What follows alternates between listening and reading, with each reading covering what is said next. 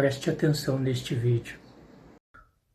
Tudo bom, pessoal? Hoje eu resolvi gravar aqui para vocês e eu vou conversar muito sério com vocês aqui sobre uma questão que eu já venho alertando faz muito tempo. 20 minutos atrás eu terminei uma reunião com a Cris e com um casal de clientes. Vieram nos procurar na tentativa de salvar aquilo que em algum momento alguém chamou de processo. E eu quero falar sobre isso com vocês aqui. Inclusive hoje de manhã uma pessoa comentou aqui no meu YouTube, dizendo que ele aplicou um processo com a empresa. Eu pedi até para ele não mencionar o nome da empresa, mas ele comentou ali, eu fiz algumas perguntas para ele, que ele aplicou o processo, 5 empresas disseram que ele tinha um excelente perfil, que o visto dele era garantido, aplicou, teve uma negativa, aplicou de novo, teve uma outra negativa, falou, olha, agora não tenho mais dinheiro para aplicar com outro escritório, vou ter que ficar no mesmo aqui tentando uma reaplicação por uma taxinha baixinha para ver o que acontece. Eu perguntei para ele, eu falei, primeiro, o que disseram para você?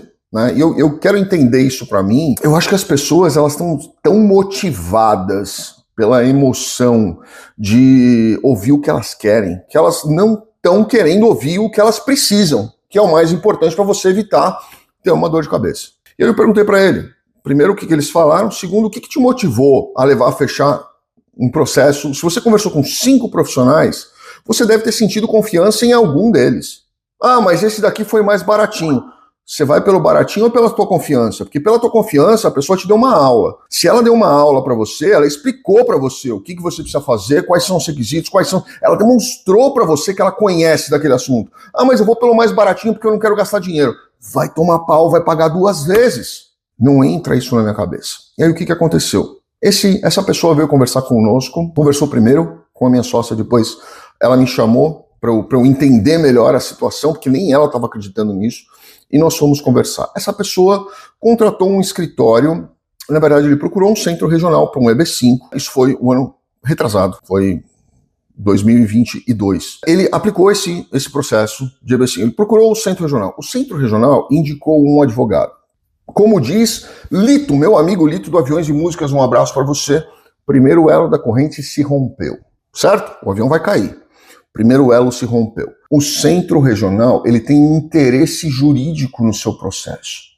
Ele não pode te indicar um advogado, principalmente se for o advogado dele. Ele não pode te direcionar para isso. Por quê? Porque se ele tem relação com aquele determinado advogado, aquele advogado está impedido de defender os seus interesses ou ir contra os interesses do centro regional. Mas foi mais bacana. Porque o centro regional não só indicou o advogado, como é o próprio advogado do centro regional. Segundo elo da corrente se rompendo. Quando esse advogado, licenciado na Flórida, inclusive, se eu não me engano, mora na cidade de Tampa, se eu não me engano, ou ali por perto, eu não pesquisei isso, quem levantou isso foi a Cris. Esse advogado, que já era o advogado do centro regional, fez a petição para o cliente. Porém, os honorários desse advogado estavam incluídos na taxa administrativa do centro regional. Terceiro elo da corrente se rompendo. Isso é irregular. Mas aí não para por aí, porque quando você vê ali, mas ele me deu um desconto na taxa de administração. Não, ele não deu um desconto na taxa de administração. Ele foi rompendo os elos da corrente para te arrebentar. No contrato, ele assinou, existiam 2 contratos. O primeiro contrato era um contrato de loan. Isso eu já vi acontecer tantas vezes, meu Deus do céu. Era um contrato de loan, de empréstimo. O segundo contrato era um contrato de equity, de participação societária. Os 2 foram assinados simultaneamente.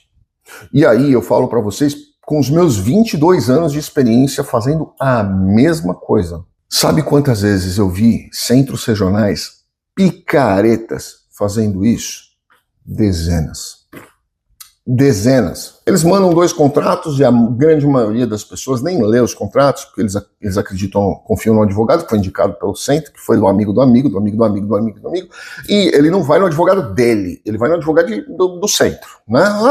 Se ele está acostumado a fazer, ele faz por ali. Quando ele pegou aqueles 2 pacotes ali, ele simplesmente foi assinando e mandou. Beleza, foi, seguiu a vida, tudo certo, um contrato de loan e um contrato de equity. Um ano depois, pediram ali o ajuste de status e veio negado. Porque, além do centro regional nem sequer fazer a implantação do projeto que eles diziam que iriam fazer, eles não tinham a documentação que eles precisariam ter, porque eles nem tinham começado sequer o projeto. E o mais legal de todos, não vendeu cota suficiente para sequer começar o projeto. E o que tinha em uma das cláusulas do contrato de equity? Por quê? Porque você assinou os dois, ele apresenta o que ele quiser, né? Então, não, tá aqui, ó, meu contrato de equity tá aqui, ele é sócio do negócio, está dizendo aqui que não existe qualquer tipo de obrigação por parte do Centro Regional de fazer qualquer tipo de restituição de dinheiro.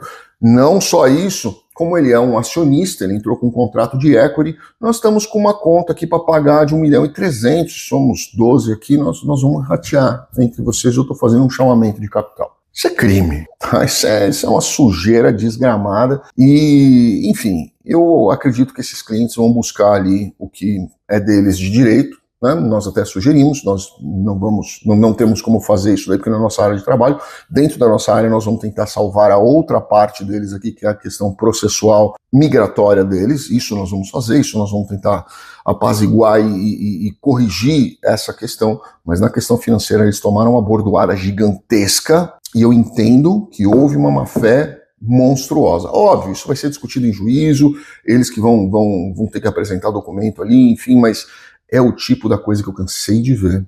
Eu quis gravar esse vídeo para vocês porque eu tô de saco cheio desse tipo de coisa, porque eu falo muitas vezes. Centro EB5 é um processo bacana? É um processo bacana. Muito legal mesmo. Eu só trabalho com 2 centros regionais, talvez 3, mas 2 eu tô tranquilo, porque eu conheço esses 2 centros há muito tempo. Me oferecem constantemente, aqui eu recebo e-mail de centros regionais, olha, você não quer dar uma olhada no nosso projeto? Veja se vem, e tem projetos muito legais sim, mas eu fico apavorado, porque eu já vi muita sujeira dentro de centro regional, e eu já vi muita gente perder dinheiro com isso e ficar sem um green card, que é o pior de tudo, tá? Então, honestamente, eu digo para vocês, querem fazer EB5? É um excelente negócio. Converse com quem sabe fazer, converse com quem tem experiência em fazer, converse com quem tem noção de como funcionam os centros regionais, porque pelo menos você garante o seu dinheiro de volta. Você ficar sem o dinheiro e sem o green card, aí é o pior cenário que você pode imaginar.